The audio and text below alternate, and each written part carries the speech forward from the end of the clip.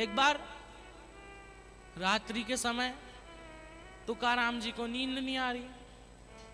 वो खिड़की में से बाहर झांक रहे, खिड़की में से बाहर झांक रहे, और खिड़की में से जैसे बाहर देखे उन्हें 4 लोग जाते हुए दिख रहे थे। अब 4 लोग जा रहे, रात की 2 से 3 बजे। अब तुकाराम जी ने सोचा कि इतनी रात में बेचारे कहाँ घूम रहे हैं, जरा इनकी मदद करने चलता हूं।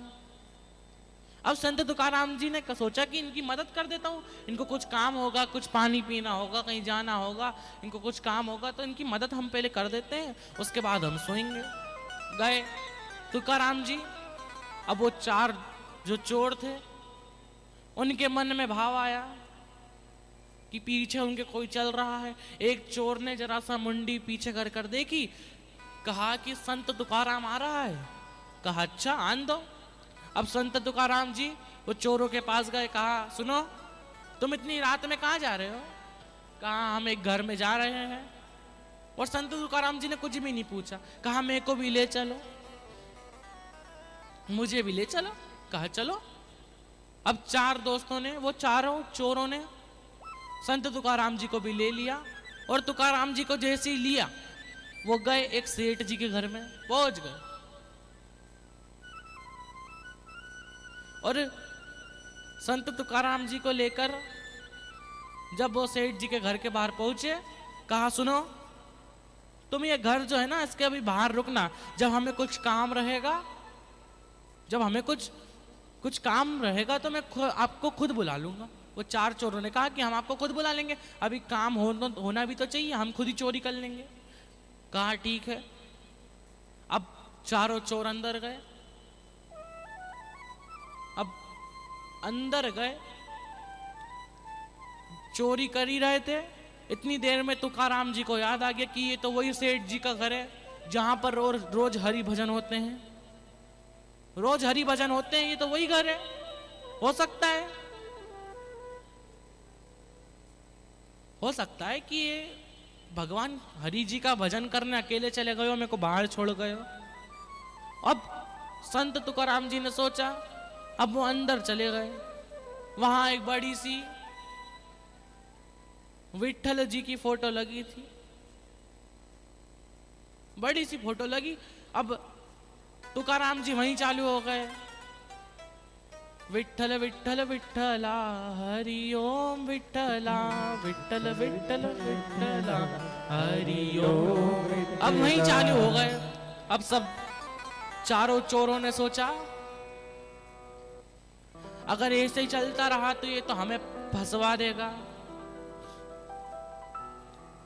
अब सब चोरों ने सोचा ये तो दोनों हाथों से मंजीरे बजा रहा है और जोर जोर से भजन गा रहा है, ऐसे ही चलता रहा तो ये तो हमें फंसवा देगा, इसको रुकवाने की प्रयास करो, इसको रुकवाने की कोशिश करो। अब इतनी देर में वहां सेठ जी पहुंच गए। अब जो चारों चोर थे, 2 उधर छुपे, 2 इधर छुपे, और जैसे ही छुपे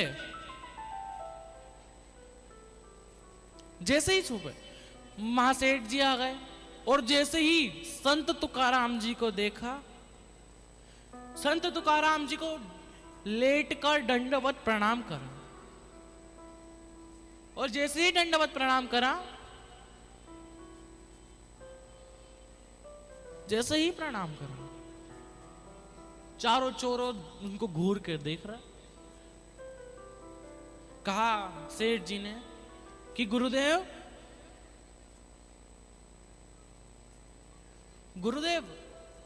मैं इतने सालों से आपको बुला रहा हूं, इतने सालों से आपकी प्रतीक्षा कर रहा हूं, और आप इतनी रात में आ जाए बिना बोले, वो भी बिना बोले।